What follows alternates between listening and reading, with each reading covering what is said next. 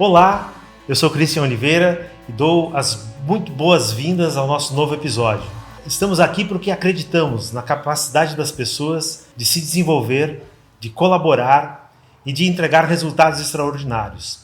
Eu tenho aqui hoje comigo Everton Alves, empreendedor destacado, CEO da Alix Tecnologia Corporativa, atua com estrutura, sistemas e serviços para empresas, software, redes, monitoramento de equipamentos, está num momento de inovação, né? Com uma unidade de operações 24 horas, enfim, tá unidades aqui em Florianópolis, em São José, em São Paulo, tem uma trajetória aí muito interessante e vai compartilhar com a gente, né, um pouco da experiência dele, tanto da carreira quanto da formação da sua equipe, para colaborar com times que arrebentam.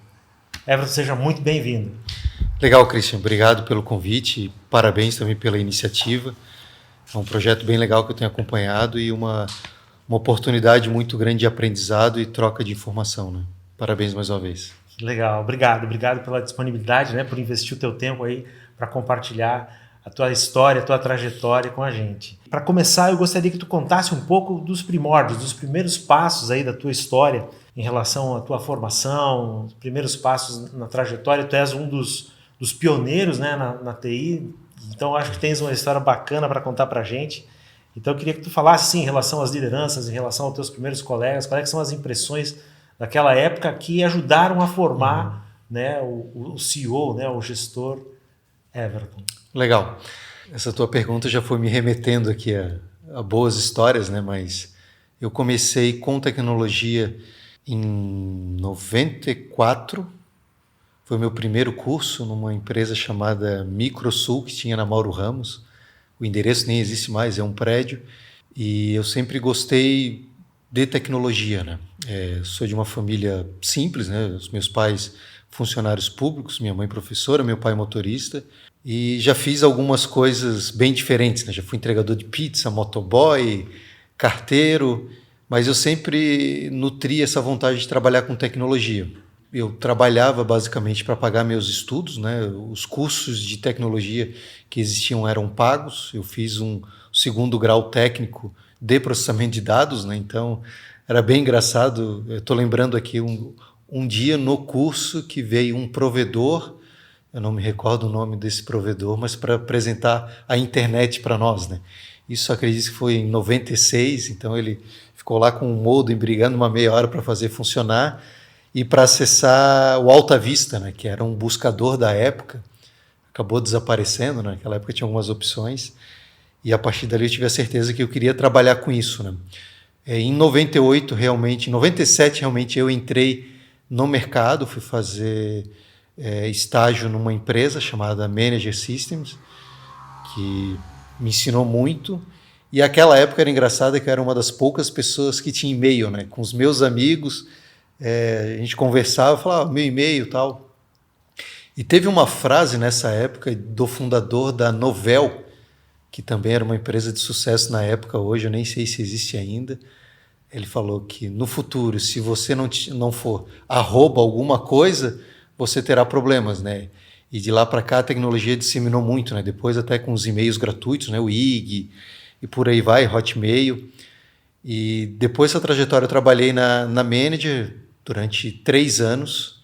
Decidi que estava na hora de mudar.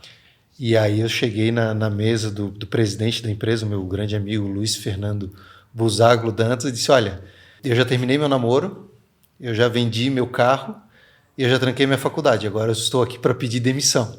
E ele perguntou, mas e aí, vai fazer o quê? Vou para os Estados Unidos, quero aprender inglês, e o que tu vai fazer nos Estados Unidos? Não sei, eu tenho uma passagem para Miami, isso em 2001, mas foi dezembro de 2000, eu embarcaria em fevereiro de 2001. Essa decisão, sim, essa decisão. E aí ele pegou o telefone e ligou para uma amiga dele, que tinha uma empresa de tecnologia em Naples, na Flórida, e ela aceitou me contratar, né? Então, naquele momento, o meu caminho estava para ir trabalhar na empresa de tecnologia nos Estados Unidos. E foi isso que aconteceu, né? Desembarquei em Miami, aluguei um carro, fui até Naples, que fica ali no Golfo do México, e trabalhei nessa empresa por 1 ano. Foi bem o ano do atentado também, foi bem turbulento. Mas essa ida para lá me abriu assim a cabeça, né? Então, no meu retorno, eu fiquei nessa decisão ao final do período, né? Se eu voltaria para o Brasil ou ficaria nos Estados Unidos, né? Como eu sou muito ligado à minha família, os meus pais, os meus irmãos, eu decidi voltar. Mas eu sabia que para eu ter uma renda, construir os meus sonhos, eu precisaria empreender em algum momento. E aí, no primeiro período, eu fiquei em São Paulo, questão profissional, mas querendo voltar para Florianópolis. E aí, na época, eu tinha tirado algumas certificações Microsoft no período dos Estados Unidos, né? Aproveitei para me especializar, isso falando há quase 20 anos atrás, né? Eu tinha um nome no mercado e vim trabalhar nessa empresa. E aí eu fiz um projeto para nós criarmos uma unidade na área de segurança da informação dentro dessa empresa. E a diretoria dessa empresa acabou não aprovando, mas algumas pessoas me motivaram. Em 2004 eu comecei o empreendimento, né? Em 5 de 10 de 2004 o CNPJ está lá com a data de abertura e ali começou a minha jornada de empreendedor, né? Não tinha esse sangue na minha família. Hoje é engraçado que os meus irmãos são todos empreendedores, mas na época era só eu, né? E o sonho, eu fui o pioneiro. E o sonho de toda a família, dos pais, né? Por segurança, tinha aquele negócio: eu quero que seja funcionário público, né? E eu nunca gostei dessa ideia, né? Respeito quem tem esse desejo, mas eu preferia cuidar do meu futuro eu mesmo, né? Eu nunca gostei de estar na mão de ninguém, né? Então por isso que eu fui empreender, né? Então, resumidamente, um pouquinho dessa jornada, né? Que legal. Deixa eu explorar um pouco essa... Eu imagino assim, né? Um jovem início de carreira no Brasil, teu primeiro contato, né, com as organizações aqui, com, né, a relação com liderança, a relação com colegas de trabalho, e num curto espaço de tempo, tu tomou uma decisão, acho que é uma decisão arrojada, né, de ir para outro país e experimentar outra cultura e ter um aprendizado intenso. Quais são as tuas memórias assim dos pontos mais importantes em relação a esse trato, na relação profissional dentro da organização? Quando tu saiu daqui, qual é que foi assim os primeiros impactos que tu sentiu lá? Fora o idioma, lógico, a gente sabe que cultura e idioma são muito diferentes, mas como é que é a mecânica do trabalho? Assim, o que tu lembra assim, que é significativo? Legal, uma pergunta bem interessante, é uma coisa que eu comento bastante. Aqui nós temos, parece que, uma relação de favor. Às vezes o funcionário ele acha que o empregador está fazendo o favor de dar o emprego para ele. E às vezes tem essa... Eu falo que a relação é muito emotiva, né? Na hora de pedir demissão é um trauma, na hora de demitir é um trauma. E a relação que eu aprendi lá é a relação que eu acredito hoje. É uma relação que tem que estar bom para as duas partes, é um contrato. Então eu vou trabalhar nessa empresa enquanto eu estiver feliz, enquanto eu estiver satisfeito, enquanto essa empresa estiver criando um ambiente favorável para o meu desempenho. E do outro lado também, para quem está contratando, tem que ser assim, né? Eu vou ficar com esse profissional enquanto ele estiver entregando o que eu preciso, enquanto ele estiver bem aqui dentro, porque nós sabemos que não é simplesmente a mão de obra, né? Tem muito mais coisa envolvida, né? Tem o dia a dia, tem o trabalho em equipe, tem o respeito, tem a dedicação, tem a paixão, né? Eu acho que isso é muito legal, né? Então essa é o principal aprendizado e o que eu falo muito para as pessoas que trabalham comigo, né? Às vezes a pessoa tem eu falo, eu não quero que ninguém se aposente comigo, né? Eu quero que ali seja uma mola para levar as pessoas para empresas maiores, que paguem mais, que deem mais espaço. Claro, eu quero ter um time forte, mas eu não quero cercear o sonho de ninguém, né? E quando a pessoa vem para pedir demissão, é engraçado, assim, cara, que bom que estás pedindo demissão, que bom que estás pedindo, ganhasse uma outra oportunidade, que bom que fosse convidado.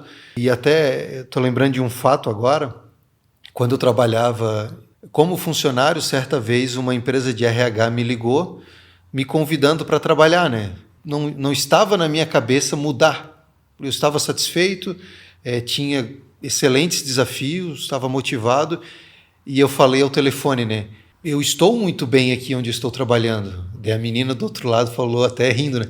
Mas é por isso que eu estou te convidando. Se tu não estivesse bem, eu não estaria te convidando. Eu estou te convidando porque estás fazendo um trabalho bem feito, né?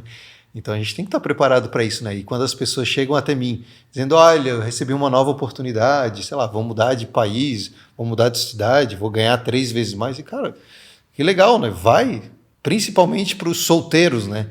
Assim, não se prendam a nada, né, cara? Tem um mundo tão grande aí, possibilidades infinitas, vamos... Existe um momento de experimentar, né? De arriscar um pouco mais, talvez.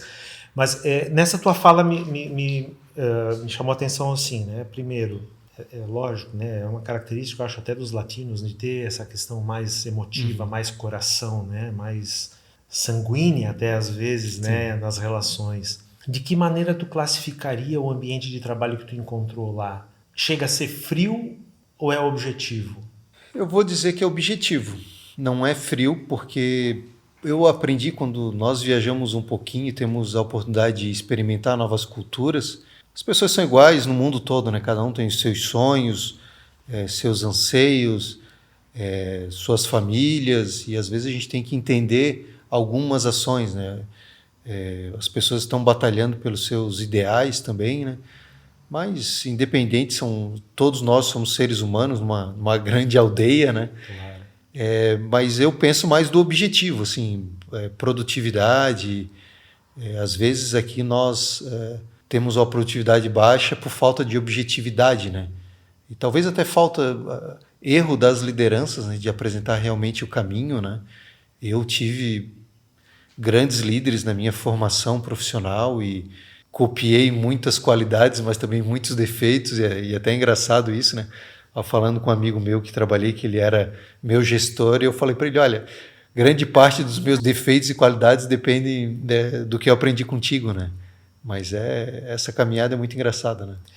A construção, as referências, elas são importantes, né, para a formação da gente. Sim. Mas eu me atreveria a dizer que muitas vezes eu tive a oportunidade de trabalhar lá fora, né, de trabalhar com norte-americanos também, e eu tinha um preconceito muito grande, né? A gente cria, né, às vezes um estigma que essa objetividade é frieza, e na verdade não é bem assim. Eu acho que eles têm um foco muito maior e acabam direcionando as emoções, direcionando a energia para onde realmente é necessário. Talvez essa seria um aprendizado, né, que a gente poderia ter, né, em relação a esse modelo mais focado, né, e às vezes a gente, sei lá, fantasia um pouco essa questão da relação de trabalho. Eu concordo contigo. É romântico demais, né? Talvez. Eu acho que seria uma maneira de explicar. É lógico que é difícil. O Brasil também é um país muito grande, é difícil da gente fazer generalizações, né? Mesmo aqui em Santa Catarina, a gente tem uma cultura de trabalho muito forte, né? De comprometimento muito forte. Mas eu acho que, em geral, a gente acaba criando um pouco desse romance, né? E aí ter o objetivo claro, ter o foco, entender qual é que é o propósito, isso pode fazer toda a diferença, né? Eu vejo de aprendizado que nós temos que... Isso que você falou do foco, né? Então, peraí, é hora de trabalhar, vamos trabalhar, né? Vamos arregaçar as mangas, vamos fazer o que precisa ser feito. Essa é a regra, né? Vamos almoçar, vamos rir, vamos sair para fazer um happy hour, vamos nos encontrar no aniversário do filho. Maravilha, é outro clima, né? Agora, na hora de trabalhar, vamos trabalhar. E eu levo isso até como um pouco de segredo da felicidade, né? Às vezes a gente está no trabalho pensando numa viagem, ou está em casa pensando, sei lá, no futebol. Então, viver assim hermeticamente fechado, né? É hora de trabalhar, vamos trabalhar. É hora de curtir o filho, vamos curtir o filho.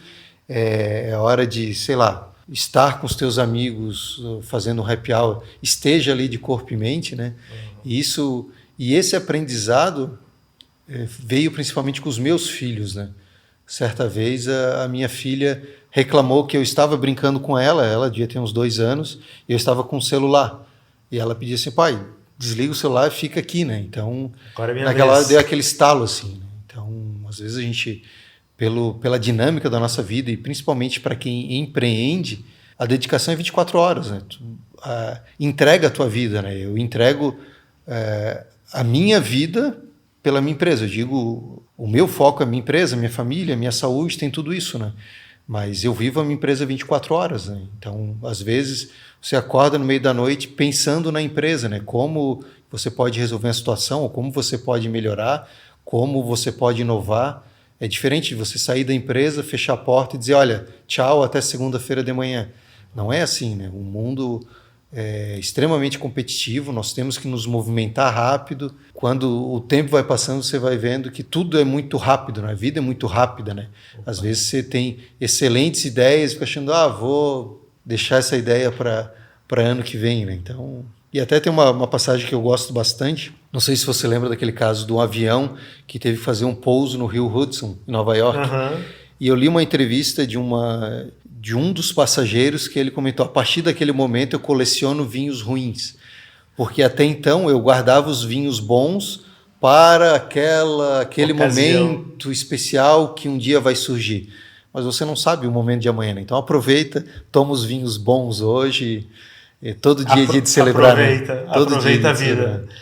Esse é o conceito lá do Carpe Diem, né? Quer dizer, exatamente. A vida é finita, vamos aproveitá-la o máximo possível. Que bacana. Eu penso que nessa tua fala, eu me lembro assim, né? As boas ideias não têm hora marcada para chegar. Então é lógico que a gente está sempre ligado. Acho que a gente tem uma capacidade mental magnífica, né? Então eu entendo, né, que difícil de fechou a porta e não tem como separar, né, a vida, mas a questão da presença eu acho que é importante, né? Estar com a tua filha é o momento de estar presente com ela. Estar com o cliente, a presença tem que ser totalmente voltada, né, para ele. Isso às vezes faz falta. Sim. Né? O Grêmio perdeu ontem, então hoje eu estou de mau humor, né? E aí acabo desfocando, né, do meu papel. E eu acho que esse é um ponto importante. Percebo que muitos profissionais acabam, né, de alguma maneira misturando, se deixando. É lógico, né? Quando eu comecei a trabalhar, né, eu comecei no RH e a gente tinha uma praxe, né, que era dizer assim, não, começou o trabalho, os problemas pessoais ficam para fora de casa, né, fica do lado de fora da fábrica, da empresa, do escritório. É impossível fazer isso, a gente sabe que isso é impossível. Mas a questão da presença, do foco, da concentração, isso é fundamental. Mas vai aí de talvez um dos grandes diferenciais de um profissional é a inteligência emocional, né? E nós estamos sendo colocados à prova agora, desde quando iniciou a pandemia, a inteligência emocional, né? De você ser forte mentalmente, de você saber suportar as pressões, de você conseguir ser racional num momento VUCA, né? Você conseguir, peraí, eu preciso pensar da forma correta, né? E principalmente na posição que eu ocupo, eu tenho que tomar decisões. Entendeu? Eu tenho que tomar decisões todos os dias. E o que mais cansa são as tomadas de decisões, né? Não somente a parte física, acordei cedo, fui dormir tarde, não é isso. É o excesso de decisões, é isso que cansa, é isso que exausta mentalmente. Então nós temos que ter esse lado emocional muito forte, né? A inteligência emocional é uma competência que realmente distingue os profissionais, né? Eu prezo muito por isso, estudo muito e sempre indico para as pessoas se prepararem, porque uma hora ou outra nós precisaremos. É igual o diamante, né? Feito sob pressão, né? Tem que ser lapidado para ter a forma perfeita. Essa dicotomia, razão e emoção, acho que ela nos acompanha, né? Essa discussão é uma discussão antiga, especialmente no mundo ocidental, ela é muito presente. É lógico, né? Não dá para construir um muro e dividir com precisão, assim, não, aqui é só racional, aqui é só coração. A gente tem que buscar esse equilíbrio. Eu acho que esse termo, né, inteligência emocional, ele nos instiga justamente a avaliar isso, né? Até que ponto eu me deixo levar, né, por uma emoção momentânea, talvez, e daqui a pouco isso pode afetar a maneira como eu decido. Até os consumidores levam muito isso em consideração, né? A gente não quer comprar somente o produto, né? Nós queremos comprar o propósito da empresa, né? Às vezes você quer comprar um produto Apple, por exemplo. Qual a história disso, né? Do design, da perfeição, dos mínimos detalhes, né? Isso conta muito, né? Toda a história envolvida, né? Se tem Apple aqui, mas tem... Muitas empresas adotam, né? Isso. Os consumidores estão cobrando o posicionamento da empresa, né? Responsabilidade social, uma série de coisas que vai além do produto, né? E aí, olha só, eu né, te peço para a gente direcionar, porque eu percebo essa mesma questão para o público interno. né? Os colaboradores também estão, me parece, muito ansiosos para prestar uma colaboração, para se engajar num projeto, para se sentir parte disso, né? O que tu tem percebido assim da tua equipe nesse processo? Eu já vejo há muito tempo que não é salário, né? Existe uma série de mudanças aí, né? Uma coisa que eu penso que a gente precisa ainda resolver é a questão da contratação da hora, né? Aquele modelo de operário, né? Que você pagava pelo tempo de vida de alguém, né? A pessoa batia o cartão 8 horas, batia às 18 horas para ir embora, a pessoa vendia um pedaço da vida, né? Eu acho que tem que ir além disso, né? Tem que ser o que a pessoa está agregando, né? Não contratar só o braço, né? Mas contratar a cabeça também, né? O coração e principalmente o propósito, né? Na minha formação teve um livro que fez muita diferença, que foi o Monge Executivo. Eu li muito novo e ele me mostrou uma das características que eu uso e que eu percebi que eu tinha facilidade. E eu fico muito feliz, que é de ajudar as pessoas. É o líder servidor, né? A nossa empresa, o que eu falo para as pessoas que trabalham lá no nosso time, não é uma empresa de tecnologia. Nós somos uma empresa que ajudamos outras pessoas com a tecnologia. É isso que a gente faz, a gente lida com pessoas. A gente não é tecnologia por tecnologia, mas sim para ajudar uma pessoa a desempenhar a atividade do dia a dia dela melhor, para ter os dados seguros, mas o motivo são as pessoas, né? O que nós fazemos é ajudar as pessoas. Isso para mim é muito claro, né? Esse é o nosso propósito. E eu, como profissional, não só como empresário, eu gosto de ajudar no dia a dia, né? Me faz bem. E isso é uma coisa legal, né? E as pessoas que trabalham na Alix entendem isso, né?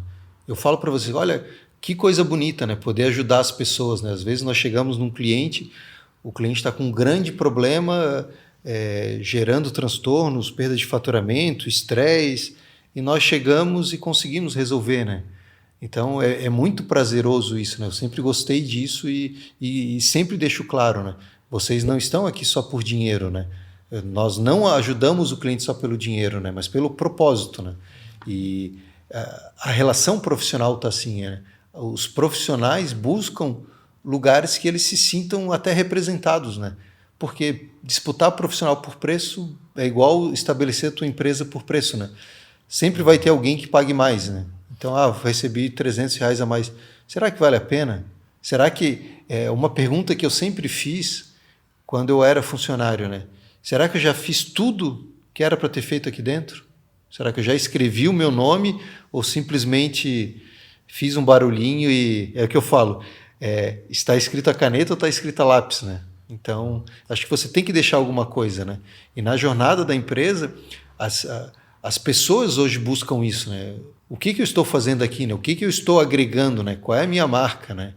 E as lideranças precisam entender isso. E outra coisa que você falou um pouco antes, né? Que é das responsabilidades, né? Às vezes nós, como líderes, achamos que as pessoas não têm capacidade de decidir, né? Só que você pega, por exemplo, um pai de família que trabalha comigo. Eles têm que ajudar em casa, ele tem que fazer o rancho, ele tem que ajudar nas contas de casa. Ele toma uma série de decisões em casa. Por que ele não pode ajudar a decisão na empresa, né? Por que eu tenho que achar que eu sou o gestor e todas as decisões cabem a mim, né? Será que não pode ser uma coisa colaborativa, né? Talvez essa seja uma fronteira, Everton, que nós estamos ultrapassando, tá? Nós viemos de um modelo de empresa-máquina, de empresa, né, sistema fechado, e eu vejo que, nesse momento, toda a sociedade está funcionando numa mecânica diferente, né? A empresa está mais para um sistema vivo que tem que se adaptar, que tem que dar resposta rápida. Tá aí o que a gente fez em 6, 7 meses aí de pandemia. Duvido alguém que imaginasse um cenário assim, não estava na pauta de ninguém, e a gente está vendo que muitas empresas, lógico, né, problemas, tivemos perdas, a gente tem que, né, não quero dourar a pílula aqui, sim, mas muitas organizações conseguiram se reinventar em muito pouco tempo e se apoiando aonde? Justamente nos seus colaboradores, quem faz, quem está na ponta. Esse teu ponto, né? Por que só o CEO deve decidir? Eu acho que isso é um contrassenso, porque isso causa ao contrário do que a gente espera, né? Nós, como somos seres psicológicos, a gente tem um ponto lá, né? Um pontinho de um local de acomodação, né? Onde a gente fica tranquilo, protegido. Não é isso que nos faz evoluir, né? Ao contrário, isso nos faz estagnar, né? O que a gente precisa é o quê? É ser provocado, e essa provocação é justamente isso, dar responsabilidade. Imagina só, né? Tens a tua operação lá 24 horas por dia. Tu não vai estar do lado do teu colaborador 24 horas. Ele vai tomar decisão em relação ao teu cliente, que é vital para a operação do teu cliente, que é valor para o teu cliente, e não vai te consultar. Sim. Tu não quer que ele te ligue no meio da noite para tomar uma decisão. Sim. Ele tem que ter autonomia. Então, esse é um exemplo bastante simples, né? Mas ele se estende a qualquer coisa. Vejo que mesmo os movimentos estratégicos das organizações, às vezes, né, é só um nível da alta direção, grandes corporações, né? Só alta diretoria. Não, ao contrário. Tem que começar lá com um colaborador que está lá no balcão, na ponta, atendendo o cliente, que ele tem certamente uma visão muito peculiar e que pode dar uma contribuição fantástica, né, para a estratégia como um todo. E tem muitas respostas, né? Então ele está no dia a dia da operação. E tem uma coisa que eu acho interessante e que eu concordo plenamente, é que CEOs, claro, tem o norte da empresa, tem toda a parte estratégica, mas precisam ser pessoas que saibam lidar com pessoas. Esse é o mais importante, né? Talvez seja raro encontrar um líder que não tenha esse lado humano, essa facilidade de gerenciar pessoas. Se você for ver, os grandes líderes mundiais sempre foram assim, né? Que conseguem fazer com que as pessoas se motivem a fazer o que tem que ser feito, né? E às vezes até questões mais técnicas eu acho engraçado, porque chega para o CEO resolver, para o líder ou para o gestor, presidente, seja qual é o nome, e ele não tem esse conhecimento. O que ele faz? Ele traz os envolvidos, bota todo mundo na mesa, baixa a poeira, serve um cafezinho e diz assim, vamos resolver. Eles já têm a resposta. Nós funcionamos apenas como um juiz ali para intermediar, mas eles têm a resposta, né? Então, por isso que eu vejo que quem está empreendendo, e obrigatoriamente o ser humano é um fator de sucesso, a gente precisa lidar com pessoas, né? A gente precisa aprender a lidar com pessoas, com diferenças, com culturas. Aí está a grande força, né? Exatamente. A riqueza vem dessa diversidade. Porque se todos pensarem igual ou todos simplesmente disserem amém pro número 1, nada de novo vai ser criado. Sim, né? sim. Quer dizer, é uma limitação, né? Lógico, sim. Eu acho que é um modelo que já está ultrapassado e já a gente não vai mais ouvir falar disso, né? A gente tem que pensar realmente nessa nova visão de mundo, né? E o líder assume uma outra posição, né? Nesse momento eu vejo um outro papel, que é um papel muito mais como o sábio, né? Aquele que realmente consegue tirar o melhor ou ajudar que cada um coloque o seu melhor à disposição da organização, né? Eu acho que essa é talvez um novo capítulo. Eu estou fazendo uma pesquisa, uma autora americana, chama Barbara Kellerman, e ela escreveu sobre o fim da liderança, sabe? Mas e se, né? Sabe que a gente vive com perguntas, né? E se acabasse a liderança, né? E ela trabalha com isso, é uma pesquisadora muito respeitada, né? nesse setor, e ela faz uma crítica à própria indústria da liderança em si, da formação de líderes, né? A gente quer pegar um jovem aí de 20 anos e em 6 meses transformar ele num líder, a gente sabe que não é possível, não é bem assim que funciona, né? Exige bagagem, exige uma gama de conhecimentos muito mais amplos do que aquilo que ele faz no dia a dia. E eu imagino, né, na tua situação, tu precisa de líderes internos, né? Tu precisa do protagonismo, né? Talvez não seja bem liderança, mas precisa de protagonismo. E aí teu papel passa a ser muito mais assim, extrair, ajudá-lo a mostrar o que ele tem de melhor, a evoluir, a se desenvolver, né? Você falou dessa questão da idade, né? A pessoa de 20 anos, claro, eu acredito que há essa possibilidade de pessoas que consigam liderar muito bem, mas até eu estava brincando antes, né? Eu estou há 16 anos errando, né? Então, talvez eu esteja mais próximo ali da fórmula do sucesso, né? Mas uma coisa que eu vejo que é muito importante, não é uma liderança nomeada, né? Mas é porque tem aquela... o líder, a chefia é imposta, a liderança é conquistada, né? Pronto. Então, e dentro da nossa empresa, da Alix, nós temos pessoas que já estão lá há vários anos. E eu converso com eles. Olha, vocês são as referências dos mais novos. A cultura não está só mais na minha cabeça. Vocês têm a responsabilidade de disseminar a cultura. Quando eu não estou aqui, vocês já sabem como funciona. Não, a função do Everton não é ficar aqui pegando clipes que caiu no chão. Não é isso. Vocês já sabem como a empresa funciona, os nossos valores. Vocês precisam disseminar isso para os mais novos. Quando vocês encontrarem um comportamento inadequado, vocês têm que já levantar a mão e dizer assim, opa, aqui não funciona assim. Então isso é legal, né? Eu vejo que o líder tem a responsabilidade de disseminar a cultura, né? É o que eu brinco, né? Nós temos a opção, a empresa é como se fosse um motor, né? Nós temos a opção de ser o óleo ou de ser areia, né? Então, o dia que tu acorda com os 2 pés esquerdos e tu acha que vai ser areia, não vai para a empresa, te esconde, porque você faz mal à empresa, né? Então, nós estamos ali para motivar as pessoas, para liderar, para engajar. Não é para dar puxão de orelha, não é para ficar recriminando ninguém, né? Então, tem um norte a ser seguido, tem uma cultura que já existe. Então, às vezes, eu não estou bem, eu prefiro não atrapalhar as pessoas que trabalham comigo. Às vezes eles estão lá todos motivados e eu chego lá e digo uma frase e acabo com tudo, né? Então eu me escondo deles, eu preservo eles. Cria atrito, em vez de lubrificar, cria atrito. Exatamente. Que bacana.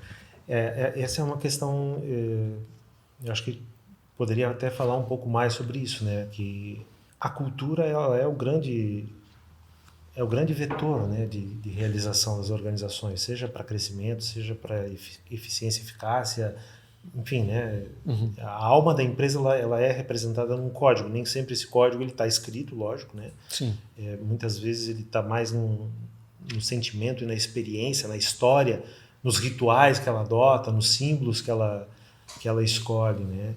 E eu percebo que, por exemplo, a Alix veio com uma renovação, uma inovação completa, né, da organização. O que tu imaginou? Qual é a intenção por trás dessa mudança? Que significado isso traz? Nós precisávamos dar uma sacudida, né? Tem aquela teoria do gato gordo que fica em cima do sofá o dia todo lá parado, né? E eu estava assim, para mim estava confortável e eu precisava sair da zona de conforto, né? E essa virada para a Alix serviu muito.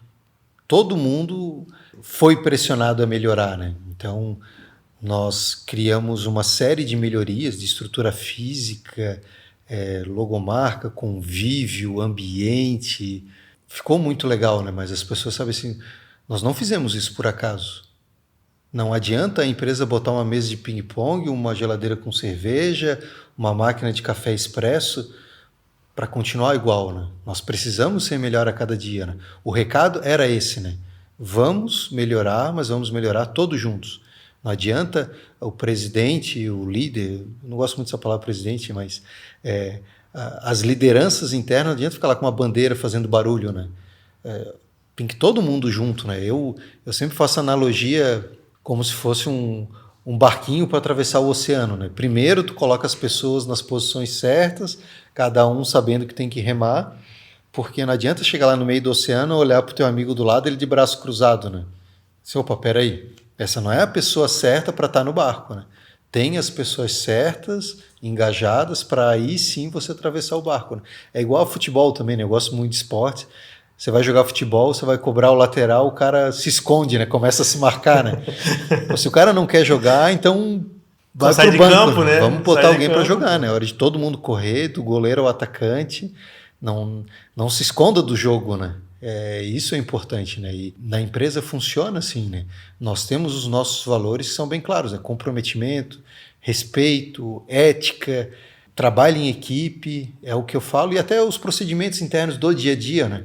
E é o que eu falo para as pessoas novas, né? Seja bem-vindo, nós temos esses procedimentos, nós já trabalhamos assim há 16 anos. Se tiveres uma sugestão de melhoria, me apresente, eu vou gostar muito de ouvir. Se for aprovado, nós vamos colocar em prática. Agora, não é alguém chegar a sentar na cadeira hoje e fazer do jeito dele, né? Virar tudo de pé não é assim, não, eu trabalho na outra empresa, eu trabalhava, sei lá, desse jeito. Não, mas espera aí, vamos, é legal, vai ter benefício, o cliente vai gostar da melhoria, os teus parceiros de time vão gostar dessa melhoria, legal, mas não achar que cada um pode fazer do seu jeito, né? Isso é extremamente importante também, né? Eu vou aproveitar a metáfora que tu usou, porque já faz um pouco mais de um ano que eu comecei a remar canoa havaiana. E é incrível, eu me apaixonei, que tem uma identificação muito grande justamente com essa questão do trabalho em equipe. É muito mais importante o grupo estar sincronizado do que ter um mais forte ou um mais fraco, ou, entendeu? É incrível a velocidade, o desempenho na água quando todos estão realmente em sintonia e conseguem se entregar da mesma maneira. E eu acho que é uma metáfora perfeita. Agradeço que tu tenha trazido aí, porque essa é uma pérola. Eu peguei os anos dourados do Michael Jordan, para mim foi o melhor jogador da história, né? E ele dizia, né? Grandes jogadores ganham jogos, mas só grandes times ganham campeonatos, né? Exato. E ele sofreu com isso, né? Ele foi diversas vezes MVP, mas não era campeão, né, da NBA. A partir do momento porque que ele era individualista. A partir do momento que ele começou a trazer o time, sabendo que ele precisava do time, o Bulls começou a ganhar, né? Então é uma lição, né? E às vezes você não precisa errar, né? Você pega esses insights assim de quem já fez, opa, estuda, será que isso tem razão? Consigo levar isso para o meu negócio, né?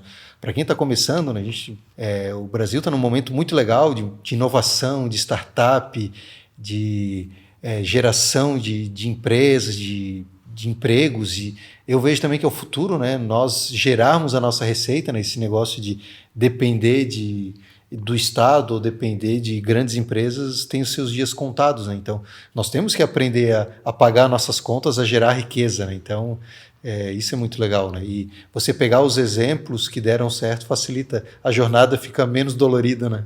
Com certeza. O exemplo do Jordan é perfeito.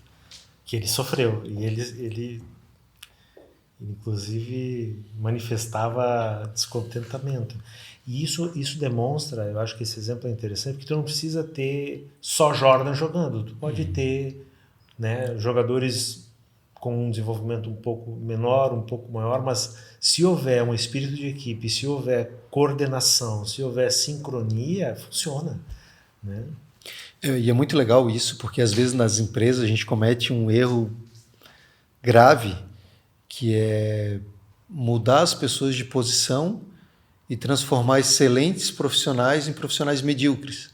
Às vezes você pega por exemplo, no meu caso, um excelente técnico, vou transformar ele num vendedor, porque eu tive uma visão e achei que poderia transformar esse cara em vendedor. Mas ele não quer ser vendedor, ele não queria, ele foi talvez pela possibilidade de ter ganhos melhores, só que daqui a 6 meses eu vou ter um péssimo vendedor, esse cara vai estar desmotivado, vai estar frustrado e vai sair. E nós cometemos muitos desses erros. É igual do basquete, né? Você pega lá, qual é o melhor jogador? Esse aqui de 2,25. Bota ele para fazer cesta de 3, né? O aproveitamento vai ser ruim, né? Porque a especialidade dele é garrafão, né? Usando ainda a analogia do esporte. Né? E nas empresas isso é extremamente comum. Você pega um excelente profissional que eu quero ser o melhor técnico que eu puder, beleza. Só que daí você vai lá e quer transformar ele em outra coisa, né? Mas ele não quer isso também. Pronto. Então, nós temos que tomar muito cuidado com isso, né? Isso é muito, muito comum, tá? E eu faço, né, dentro das consultorias, a gente acaba conversando com profissionais e basta escutar o que ele está te sinalizando, né? Porque às vezes ele compartilha do propósito, compartilha da visão de futuro da organização, porém, se você forçar uma guinada dessas, por exemplo, sair de uma função técnica, às vezes é bastante comum, para ir para uma função de gestão, isso pode comprometer a satisfação dele e o futuro dele dentro da empresa. É Sim. muito, muito comum. Né? Eu acho que essa é prestar atenção, né? Escutar, entender o momento que ele está vivendo antes de tomar uma decisão dessa. Porque às vezes aquilo que você precisa como gestor não é exatamente aquilo que o cara está disposto a fazer. E é lógico, né? Eu entendo também, às vezes, como coach, né? Como técnico, a gente quer extrair o melhor e a gente diz, não, ele tem potencial, né? Vamos, vai dar certo. aí sai pela culatra. Né? Quando eu era jovem, né, digamos assim, na época ali dos 20, 21, eu tive alguns problemas relacionados a isso, né, porque eu gostaria de ajudar os meus amigos. Meus amigos ficavam na esquina, no bairro, né, e o meu objetivo era trabalhar para pagar os meus estudos. E eu brinco, né, o objetivo deles era para comprar um Chevette, né, e hoje eles têm um Chevette, né. Mas eu sempre motivava, cara, vamos fazer isso, vamos estudar, vamos para tal profissão, pô, vai ser legal, tem muito mercado. E um belo dia um disse para mim, cara, eu estou feliz assim, a tua felicidade é diferente da minha, né? E eu aprendi isso, né? Felicidade é uma coisa individual, né? Não é o que deu certo para mim, ou o que eu gosto de fazer, que vai ser também útil para a pessoa que está ao meu lado, né? E às vezes até na família a gente tem esse problema, né? Aí você tem irmãos que têm qualidades diferentes, você acha que os dois são iguais só porque é do mesmo pai e da mesma mãe, que os dois vão ser médicos, os dois vão ser engenheiros, os dois vão ser vendedores, né? Não é assim, né? Cada um tem o seu desejo, suas ambições e até as suas facilidades, né? Sem dúvida. Então, de novo, né? Exercitar essa sensibilidade, né, para entender o momento da pessoa e realmente o caminho que ela está disposta a trilhar, né? Que no fim do dia a resposta vai vir de dentro. Sim. Né? A transformação, não importa qual for o desafio, ela vai vir de dentro. A motivação é uma porta que se abre por dentro. A gente pode estimular, né? Pode criar um ambiente. Eu acho que isso sim, né? Mas a motivação ela é uma coisa interna, né? É um motor que vem de dentro das pessoas. E é muito importante isso, num time, você identificar isso. Às vezes você tem uma pessoa que já perdeu interesse, ele não tem mais vontade de estar ali, ele está porque às vezes ele não tem coragem de tomar a decisão. E às vezes é importante você chegar assim para ele, olha, João, eu vou te demitir porque tu precisa ser feliz em outro lugar. Tu não está mais feliz aqui dentro. Não faz isso com a tua vida. Passa muito tempo da tua vida trabalhando aqui conosco e tu não estás bem. Então, cara, sai, fica aí 1, 2 meses, mas procura alguma coisa que te faça feliz, né? Nós não podemos... A vida é muito rápida, né? Nós não podemos deixar essa situação, né? Ah, não, vou esperar melhorar. Cara, não tá bom, te joga de paraquedas, vai para cima, busca oportunidades, cria oportunidades, né? A gente está num momento do mundo que tem inúmeras possibilidades, né? Talvez há 500 anos atrás, se o teu pai fosse um ferreiro, obrigatoriamente tu seria um ferreiro, né? Hoje não, né? Hoje a pessoa que quiser ser um médico, quiser ser um astronauta, depende basicamente da força de vontade, né? E mais do que isso, né, Everton? Hoje a gente tem, com a longevidade, temos a oportunidade de ter várias profissões ao longo da vida. Sim. Né? Tem N exemplos aí que começou como médico, tem o Eduardo Gelinski, pró-reitor lá da UNOESC lá em Videira. Começou a carreira dele como médico veterinário, depois fez economia, se especializou em economia e acabou pesquisando biotecnologia, porque tem, né, a convergência das duas áreas. E é um cara jovem, ainda tem muito para produzir. Né? E tem N, lembrei dele agora porque é um exemplo assim, recorrente, né? Mas tem muitos exemplos aí que dá para fazer essas guinadas. Tá aqui o teu exemplo, quer dizer, por que lançar a Alix agora, né? Se tu estavas já estabilizado no mercado, já tinha, né, uma atuação respeitada, não, dá para fazer mais, dá para fazer diferente, dá para fazer melhor, né? Dá para congregar mais pessoas, dá para despertar, né, a gana das pessoas de engajar nesse projeto de maneira exemplar. Eu gosto muito do ir além, né? Ir além, acho que eu sempre brinco, né? Para o alto e avante, né? Então, nós sabemos que de uma forma ou de outra, mesmo não querendo, a cada dia nós nos tornamos seres melhores. A gente acaba ganhando mais conhecimento pelas experiências do dia a dia, né? Mas tem eu repito, né? Nós temos muitas possibilidades, né? Então, às vezes, é só a questão do foco e, às vezes, até do empurrãozinho, né?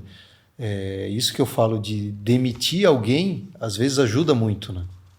Entendeu? Com certeza. Percebo que os jovens hoje, essa questão da mudança, eles não têm tanto apego, sabe? Menos do que as gerações anteriores. Mas muitas vezes acabam tomando decisões precipitadas também. Porque existe um tempo de maturação em tudo também, não é? Sim. Lá no início da conversa, tu citou isso, né? Não, por causa de 200, 300 reais vai trocar de trabalho, isso talvez não agregue, não é isso que vai fazer toda a diferença. Então, eu acho que nós, né, como um pouco mais maduros, um pouco mais experientes, pode mostrar esse caminho também. Diz, olha, vincula isso a um objetivo, né? Não é meia dúzia de reais. Não é um Chevette que vai mudar a tua vida. O Chevette daqui a pouco caiu de linha, né? Vem outras coisas, né? Talvez basear em valores que sejam duradouros, né? Que sejam perenes, né? Tu falou antes da questão do ferreiro, né? Eu sempre olho, né, para a história e penso nos meus antepassados, né? O que me liga, por exemplo, a história do meu avô, né? Meu avô, uma conquista fantástica para ele foi ter uma picape, porque não tinha automóvel, não tinha nem luz elétrica, ele viveu um mundo muito diferente, absurdamente diferente, né? O que nos liga são valores, né? É a cultura, são tradições que foram passadas, é isso que permanece. E eu vejo que os jovens às vezes têm essa dificuldade dessa construção, né? Talvez uma questão cultural nossa de desprezar um pouco o passado e desprezar um pouco os mais anciãos, né? Mas é necessário isso. E na construção da organização, e tu citou isso muito claramente, né? A construção de uma cultura é o quê? É tu estabelecer uma constituição de valores que são importantes e que isso dê sustentação ao restante. Tem algumas coisas aí, eu falo como CNPJ e como CPF, né? Algumas coisas são inegociáveis, né? Os nossos valores na empresa, mas como indivíduo, né? A ética, a responsabilidade, o respeito, isso tem que estar muito claro nos jovens, né? A partir dali você pode fazer qualquer coisa, né? Você pode, como eu fiz, né? Eu entreguei pizza, mas com esses valores, né? E como hoje eu tenho uma empresa também seguindo os mesmos valores, né? Então, essa época aí de 18, sei lá, 20, é uma época muito boa para errar, né? Aproveita, vai testar. Eu estava falando com um sobrinho meu que estava fazendo faculdade, estou pensando em desistir. Cara, tu vai terminar a faculdade com 21 anos. Faz essa faculdade, termina, vai para outra. Pronto. Testa. Tu não tem compromisso de achar que terminasse essa faculdade aos 21 e vai exercer essa profissão até os 90 anos, né? Então, não tem relação nenhuma, né? Então, nós devemos sim fazer, né? Eu penso que a grande diferença das pessoas de sucesso e as pessoas medíocres, né? Medíocre do mediano, né? Não sendo pejorativo, mas pessoas medianas, é a ação. As pessoas de sucesso são pessoas de ação, as pessoas que fazem, que não se preocupam em estar perfeito para começar, as pessoas que fazem do jeito que está, com o que tem disponível na hora. Não, vou esperar lançar a minha empresa quando... Cara, faz de qualquer jeito. Hoje nós temos uma série de recursos aí à disposição.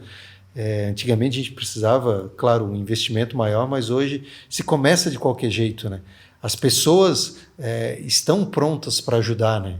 Às vezes você pega uma pessoa mais experiente, um empresário, um tio, um vizinho, as pessoas estão ali cheias de conhecimento para compartilhar, né? Pergunta, né? Expõe a tua dúvida, né? É aquela teoria da esponja, né?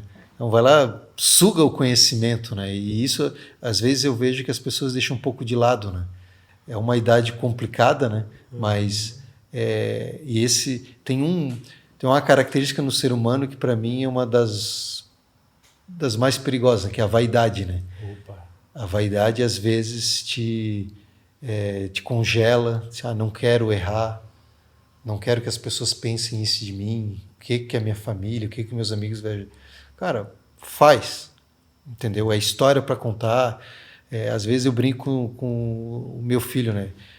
Uma cicatriz é uma história para contar lá na frente, né? Você vai poder olhar para o joelho e vai dizer, olha, essa cicatriz foi quando eu caí da árvore, entendeu? Isso são marcas que ficam para a nossa vida, né?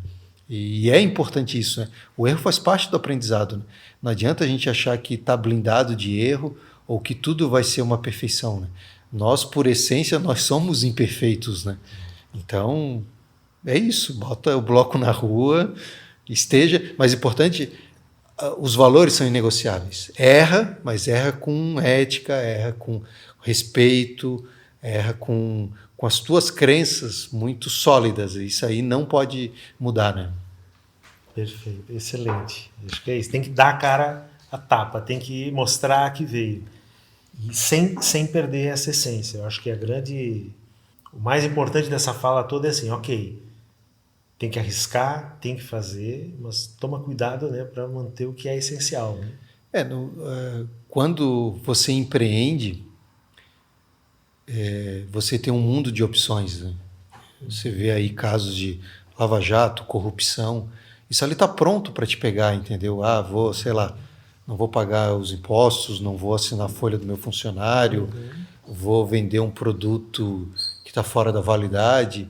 Tu tens a opção de fazer isso, mas eu sempre falei para os meus clientes assim, eu quero encontrar vocês no shopping sem precisar entrar numa loja de lingerie, eu quero te encontrar sem precisar me esconder, né?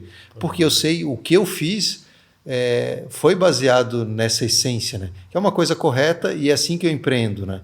E isso é muito claro para os meus colaboradores, o meu time sabe disso. Nós prometemos, nós erramos, nós temos que ter um prejuízo financeiro para assumir o problema, nós vamos fazer, não tenham dúvida disso. Nós não vamos enganar o cliente em momento nenhum, e eles sabem disso. E isso ajuda muito de eles se sentirem confortáveis. Opa, eu trabalho numa empresa que o presidente, ele dá o exemplo. Isso não vai acontecer. Eu digo para eles, cara, não vai acontecer. Isso é inegociável. E eu, como funcionário, como parte do time, eu me sinto confortável num lugar assim. É o que eu falo. Eu vou jogar num time de futebol que o técnico diz assim, opa, peraí, o primeiro minuto quebra a perna do atacante adversário. Cara, isso não é o jogo que eu quero jogar, entendeu? Então, acho que esses valores são muito legais assim nas empresas, nas pessoas, e até às vezes você traz para o seu time pessoas que não têm esse valor tão forte, né? Porque talvez uma situação familiar que não recebeu esse valor, você acaba de criar essas pessoas. Às vezes você pega uma pessoa lá que está chegando lá com 16, 17 anos e a pessoa começa a dizer, pô, que legal, isso aqui é diferente do que eu aprendi, e aqui é o certo, né? Eu não estou dizendo que eu sou aqui puritano, né, e que tenho...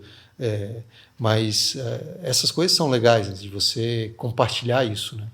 E eu acho que essa discussão, Everton, ela tem estado na primeira página. Eu acho que nós, como povo, né, como nação, a gente tem...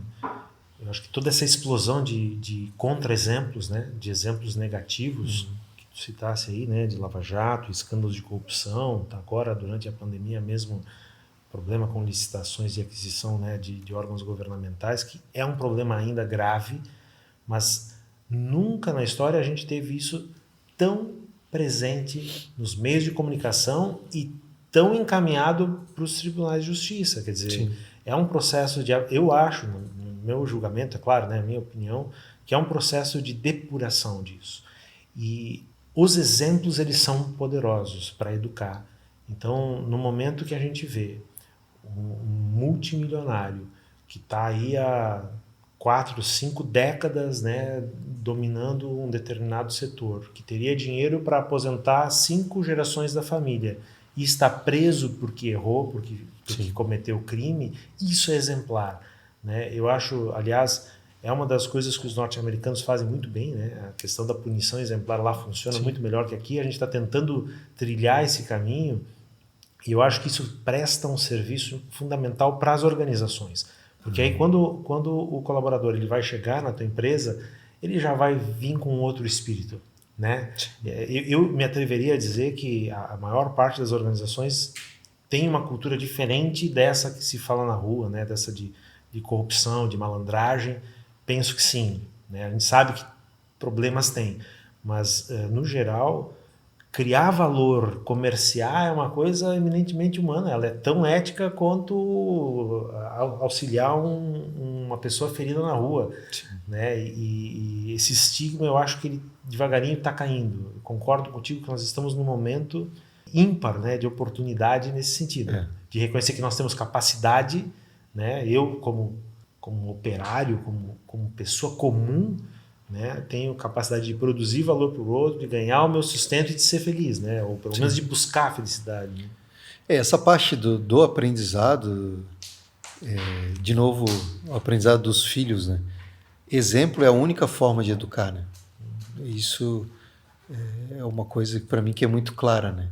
Não adianta eu pedir para o meu time fazer uma coisa e eu fazer outra, né? De coisas simples, né? De, por exemplo, olha, tomou o café, lava a tua xícara, né? Simples, né? Agora, se o meu time vê eu fazendo um comportamento diferente, assim, tá, é da boca para fora, então imagina o resto, né? Então, por isso que eu falo, o exemplo tem que existir e tem que ser muito claro. E isso é extremamente importante na liderança, né? Principalmente nos valores, no trato com as pessoas, no trato com o cliente. Não adianta nada, por exemplo, você atender um cliente muito bem, você está alguém da minha equipe e um cliente. Eu atendo o cliente muito bem, a hora que eu saio eu falo mal daquele cliente. O que o profissional que trabalha comigo vai pensar, né? E se eu não estivesse aqui, será que ele estaria falando de mim também? Entendeu? Não é assim que funciona, né? Então nós temos que ser... Não basta ser sério, tem que parecer ser sério também. Você tem toda a imagem, né? Você tem que cuidar muito da tua imagem, né? É muito fácil a tua imagem ir pro lixo, né? Você tem que cuidar todos os dias, né? Opa, tem um ruídozinho assim, não, vamos esclarecer isso, porque isso não é verdade, tá aqui, já resolve na hora. Comunicação é essencial, né? Para que esse sistema seja sempre retroalimentado. Nossa, essa conversa está muito boa. A gente tem assim, a temática é realmente muito bacana. Espero que seja apreciada aí pela audiência, porque realmente isso agregue valor, né? Uma mensagem final, Everton, assim, que tu gostaria de deixar? Legal. Você falou agora de comunicação, né? Eu vejo que também que é uma coisa muito importante é a transparência no time. As pessoas precisam saber o que está acontecendo. Nós passamos por um momento, estamos, né? Talvez já passamos pelo pior, mas ainda estamos em meio a uma pandemia de incertezas e as pessoas que fazem parte do time têm essas dúvidas, né? O que vai acontecer com o meu emprego, o que vai acontecer com a minha empresa, o que vai acontecer com o meu posto de trabalho. Então é muito importante que as lideranças sejam transparentes, né? Que expliquem o que está acontecendo, né? Nós fizemos isso lá, evitamos de redução de carga, suspensão de contrato, conseguimos segurar isso, contratamos pessoas, então foi um momento de crescimento, mas de ser transparente, né? Em relação à mensagem final, eu gostaria de agradecer, é sempre um bate-papo muito agradável, espero que realmente contribua de alguma forma para as pessoas. Como eu brinquei, né? Eu já erro há 16 anos como empresário, né? Então isso ajuda muito no dia a dia, né? Minhas cicatrizes estão ali para me mostrar algumas coisas que eu não devo repetir, não preciso bater com a cabeça na parede novamente, mas de ter o propósito muito claro, né? Para que existe a empresa, o que eu estou fazendo aqui, né? Por que eu saio todo dia do conforto da minha casa, do convívio das minhas famílias para ir trabalhar, né? Que riqueza que eu estou gerando, não somente monetária, né? Mas de valores, né? De mudança na vida das pessoas. Tenha isso claro no seu dia a dia e replique coisas boas entre o seu time, né? Essa é a minha mensagem. Que legal, que bacana. Muitíssimo obrigado. Obrigado por dedicar esse tempo aí, né? De separar um tempo da tua rotina e vir compartilhar com a gente aí da tua trajetória. E eu tenho certeza que vai ser apreciado, sim, né? As contribuições. A nossa conversa foi muito boa, ficou com um gostinho de quero mais, a gente poderia ficar ainda muito mais tempo, né? Essa é uma temática que é envolvente, né? E eu acho que ela é muito importante. A gente tem que trazer à luz, né, essas questões e debater para que a gente possa se aprimorar, né? Aprimorar como equipes de trabalho, como organizações e como nação, né? A gente quer fazer um país próspero, um país mais feliz. Muitíssimo obrigado e fica o nosso convite, né, para que vocês sigam Times que Arrebentam em todas as redes sociais. Muito obrigado e até o próximo episódio.